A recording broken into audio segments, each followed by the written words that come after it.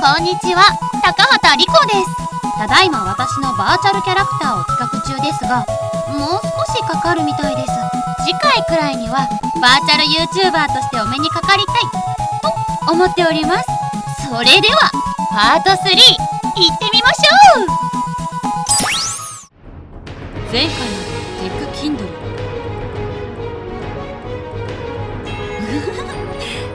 海外ドラマ風に一度やってみたかったのです。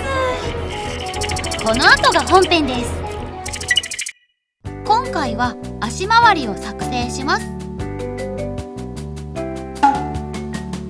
まず使うのがこれ、小型ギアードモーターです。100均カーのゼンマイ機構を取り外しまして、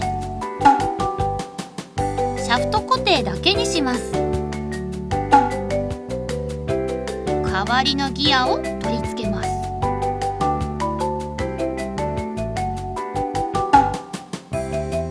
駆動用ギアをつけたギアードモーターを固定して、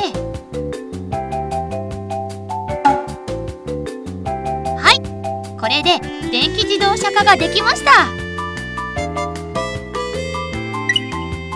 次に使うのがこれ、おっとっとDC モータードライブ IC です。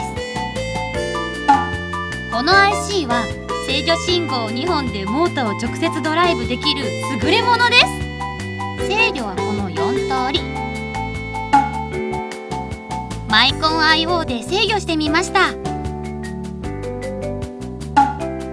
回路はこう。前輪制御も入ってます。では前輪制御、東急ハンズで売っているベアリングと前回も使用したマイクロサーボを使います。ここは結構複雑なのでパーツを設計して、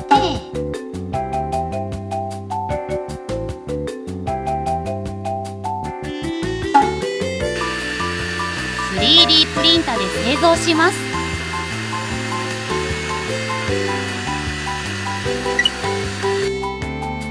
できたのがこれ。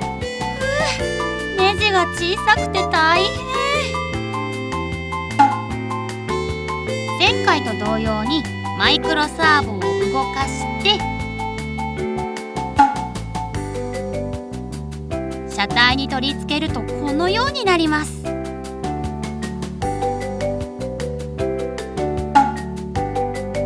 て、今回のプログラムはこちらです。2本の IO 操作による前進後退とタイマー割り込み PWM 制御による前輪操作を行います。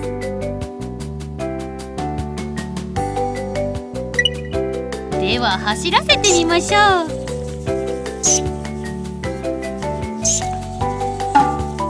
加工前シャーシに入れてみました。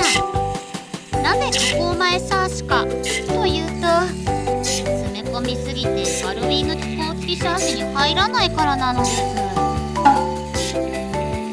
次回はそれも改善してガルウィング機構と LED 機構も動作しながら走るようにします。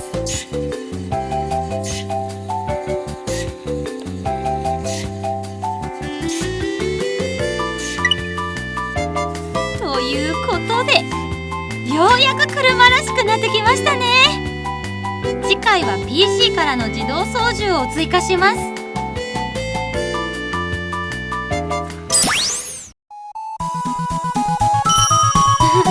回もご視聴ありがとうございました。次回もよろしくお願いします。